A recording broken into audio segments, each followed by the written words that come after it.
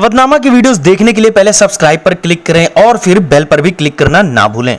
अवधनामा का voice addition, न पढ़ने की झंझट, न उर्दू न जानने की मजबूरी और न वक्त का नुकसान। बस अवधनामा का न्यूज चैनल सब्सक्राइब कीजिए और अवधनामा का पूरा अखबार सुनिए। सुबह की सैर में भी, चाय की चुस्कियों में भी और गाड़ी चलाते वक्त भी अवधनामा है तो सब मुमकिन है।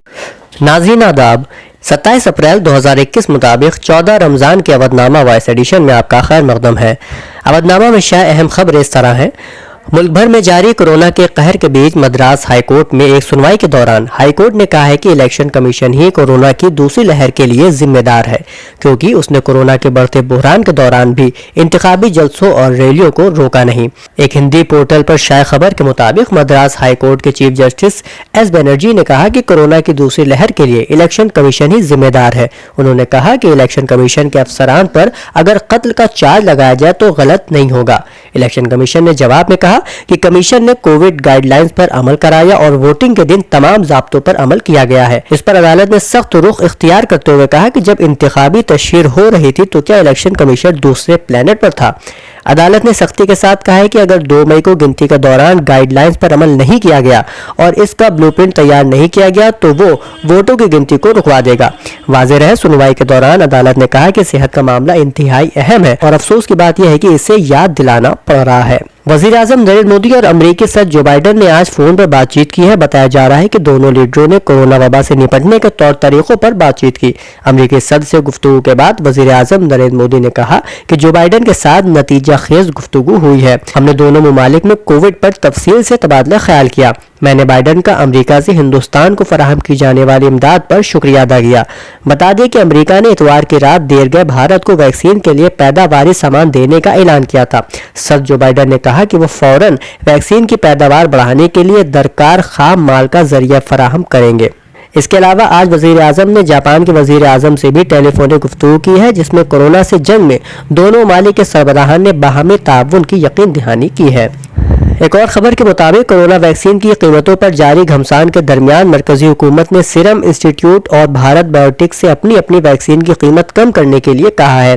पीटीआई ने सरकारी जराये के हवाले से बताया है कि सरकार ने दोनों कंपनियों को कीमत में कमी करने के लिए कहा है।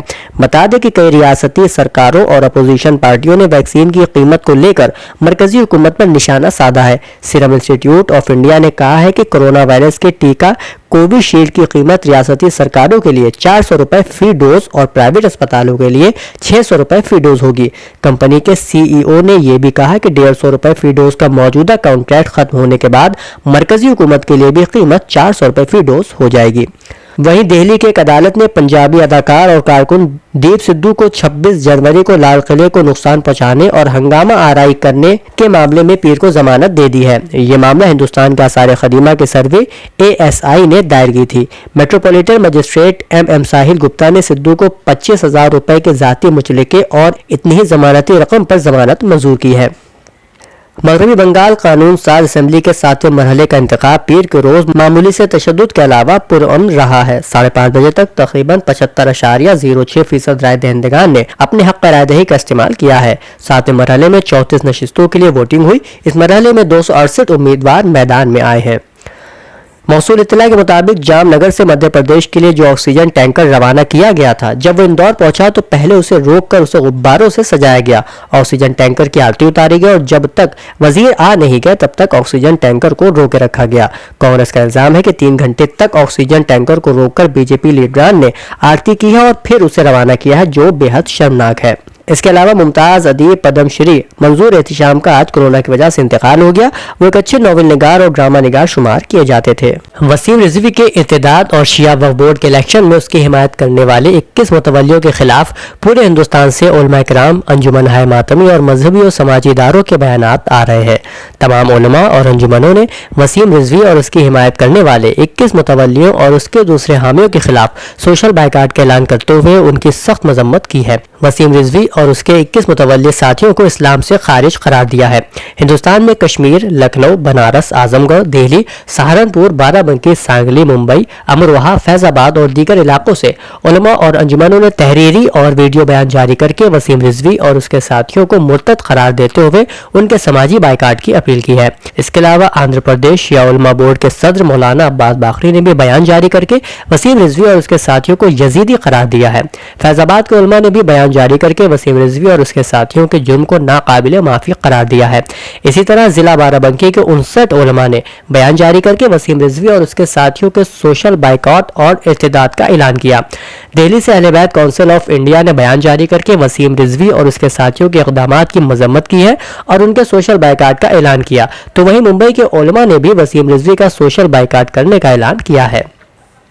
دوسری خبر کے مطابق اتر پردیش میں پنچایت انتخابات جاری ہیں۔ اتر پردیش میں 4 مرحلے میں انتخابات ہونے ہیں۔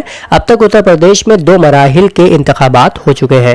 26 اپریل کو اتر پردیش کے تقریباً 20 اضلاع شاملی، میرٹھ، مراد آباد، پیلی بھیت، فیروز آباد، ہمیرپور، فتح پور، اناؤ، امیٹھی، بارہ بنکی، بلرام پور، سدھارتھ نگر، دیوریا، چندولی، مرزا پور اور بلیا میں ضلع پنچایت کے لیے ووٹ ڈالے جا رہے ہیں۔ اتر پردیش کے 20 اضلاع میں تیسرے مرحلے کے لیے ووٹنگ جاری ہے، تو وہیں ووٹ ڈالنے والوں میں روزے دار بھی نظر آئے ہیں۔ سماجوادی پارٹی کے صدر اکھلیش یادو نے کہا ہے کہ بی جے پی حکومت اقتدار کا گھمنڈ چھوڑ کر ایک کنبے کی طرح سوچے اور فوری طور پر کورونا متاثرین کے گھروں پر آکسیجن کا بندوبست کرے۔ مسٹر یادو نے پیر کو جاری کردہ اپنے بیان میں کہا کہ مریض تو مریض ہے، گھر میں ہو یا اسپتال میں۔ ان کی پارٹی نے مطالبہ کیا ہے کہ ویکسین کی قیمتوں میں یکسانیت ہونی چاہیے اور ملک بھر میں فوری اور مفت ٹیکہ لگانے کا نظام ہونا چاہیے۔ مسٹر یادو نے پارٹی کے تمام کارکنوں سے اپیل کی ہے کہ وہ کورونا وائرس وبا کے بحران کے اس دور میں لوگوں کی ہر ممکن مدد کریں۔ ڈاکٹر مرزا شفیق حسین شفق کے 7 سالہ فرزند مرزا علی ارحان سلامہ نے اپنی زندگی کا پہلا روزہ رکھ کے اپنے رب کی بارگاہ میں کورونا وائرس کے خاتمے کی دعا کی ہے۔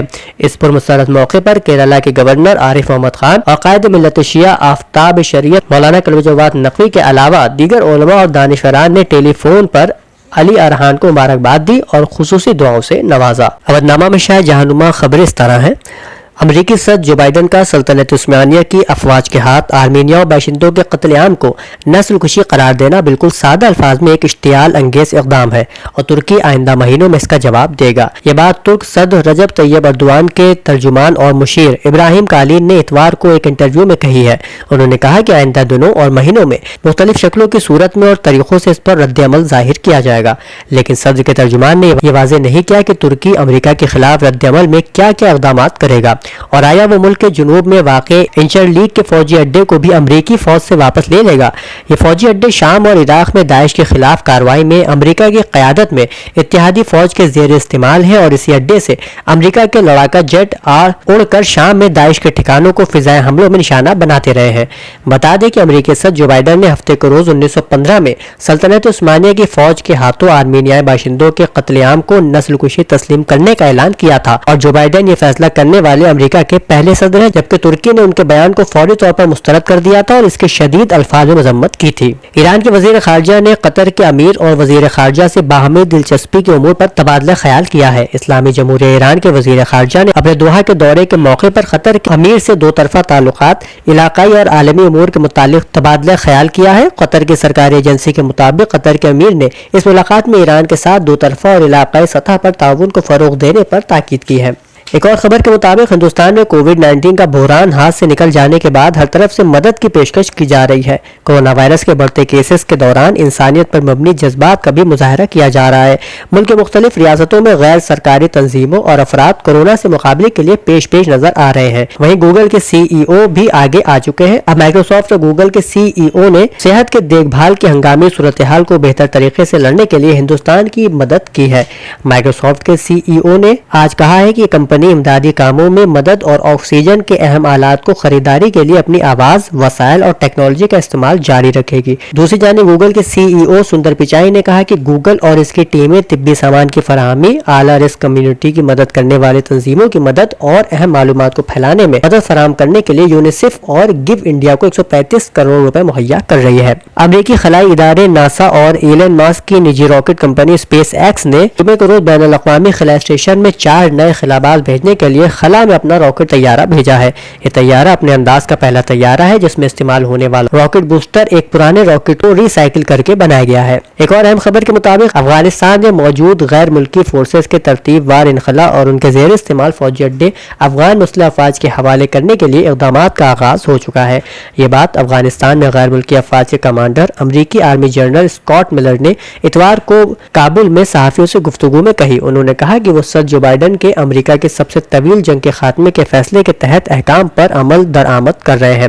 اسکاٹ ملر افغانستان میں امریکی فورسز اور معاہدہ شمالی اوقیانوس کی تنظیم نیٹو کے امدادی مشن کی 2018 سے کمان کر رہے ہیں۔ انہوں نے کہا کہ غیر ملکی افواج انخلاء کے عمل کے دوران ایسے فوجی وسائل اپنے پاس رکھے گی جن سے وہ اپنا دفاع کر سکے اور ساتھ وہ افغان سیکیورٹی فورسز کی بھی معاونت جاری رکھے گی۔ اودھ نامہ میں شائع مضامین کو مکمل طور پر پڑھنے کے لیے اودھ نامہ کی ویب سائٹ www.awadhnama.com پر وزٹ کریں اور ای پیپر پر کلک کریں۔